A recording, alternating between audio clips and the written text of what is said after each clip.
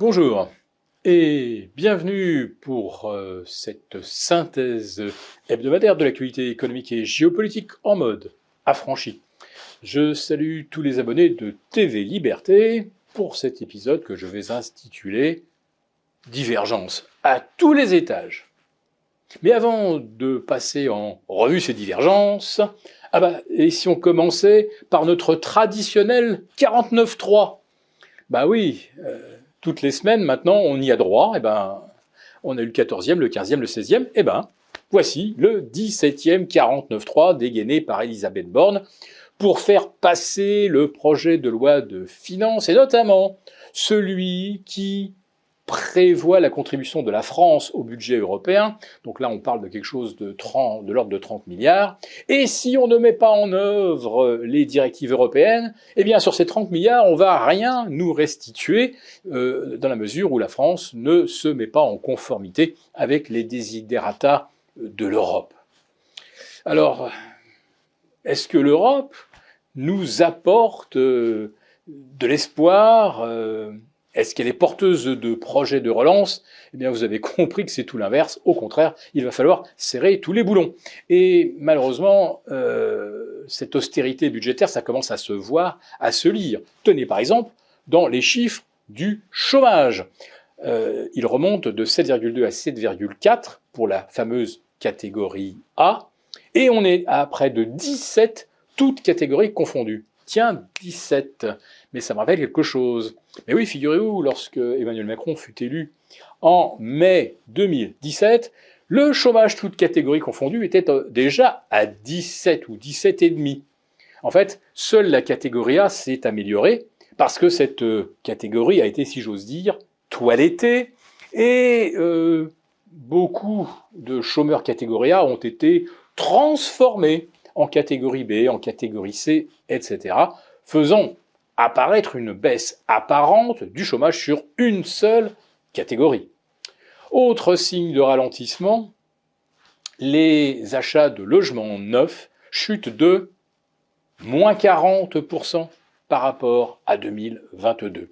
Voilà, c'est un véritable krach, c'est quelque chose qui est pire que 2020.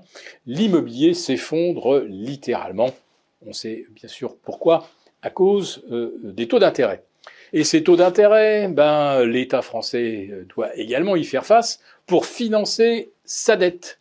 Une dette abyssale, une dette qui fait de nous les otages des Allemands. Et oui, ils acceptent de fermer les yeux sur nos déficits pourvu que l'on adopte des mesures comme par exemple la tarification de l'électricité qui soit conforme aux intérêts allemands.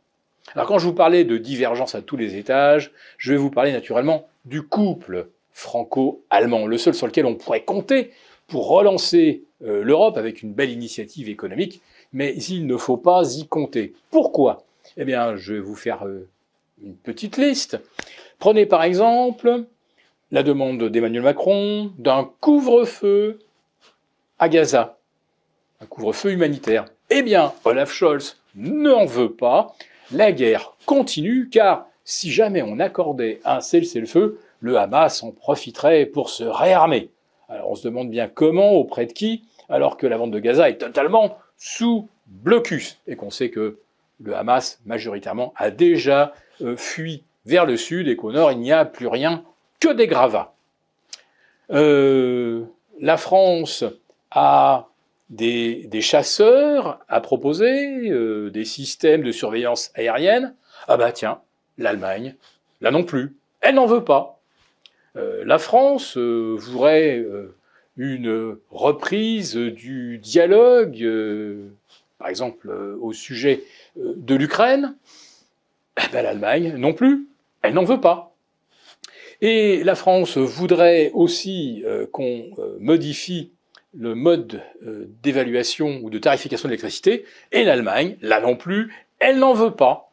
Et oui, le mix énergétique français, en incluant le nucléaire et toutes les autres énergies, ressortirait aux alentours de 8 € le kilowatt. On va passer à 7 € pour le tarif de gros à Rennes de l'EDF. eh bien, les Français vont payer bientôt 25 €, ce qui devrait lui coûter, alors non pas 8, mais la moitié, on va dire, à 11 ou 12 € le kilowatt. Tout le monde serait content, et surtout les Français pourraient se chauffer cet hiver et ne pas avoir à choisir entre se chauffer, se nourrir et aller au travail en voiture, en covoiturage. Voilà. Donc le couple franco-allemand est au plus mal, et en cette période de début de récession, c'est toute la crédibilité de l'euro qui est en jeu, et cette crédibilité n'existe que grâce au couple franco-allemand. Que se passera-t-il en cas de divorce? Pour vous remercier de votre fidélité, vous pouvez télécharger gratuitement, en suivant le lien ci-dessous, un guide complet sur l'achat d'or physique qui représente un investissement de choix en période économique incertaine et surtout d'inflation. N'oublions pas que depuis un an, l'or a gagné 12%. Merci et à bientôt.